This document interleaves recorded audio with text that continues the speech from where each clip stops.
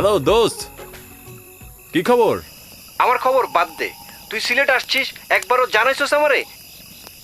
দোস্ত, I am in love, deep love. ও তাই? হ্যাঁ দোস্ত। কেমনে কি? সিরিয়াসলি? হ্যাঁ সিরিয়াস। এক্ষুনি চলে আয়, আমি তোর জন্য ওয়েট করতেছি। ওকে ওকে ওকে দোস্ত, আমি আজই রওনা দিচ্ছি। ওকে, দেখা হবে, বাই। Okay okay bye. বন্ধু, কি অবস্থা? কি অবস্থা? আয় হায়, এই বন্ধুর লাগে বন্ধুর টান না? তুই সিলেট পাড়া দিছস আর আমার ফোন দিয়ে কইতে হয় তুই আমার বাসায় এই বেশি কথা কবি না। তুই কি বলছিস? হ্যাঁ, বন্ধুর জন্য বন্ধুর কোনো টান নাই। তোর খালি বলতে দেরি, আমার আসতে দেরি হয় না। ইরফান হাজির। আয় বুঝছি বুঝছি, এত কথা কইস না। আয় আব্বার লগে পরিচয় করে দি। আব্বা, আব্বা। এই মালটা কি? মালটারে চিনতে পারতেছো না? না। আরে বন্ধু ইরফান।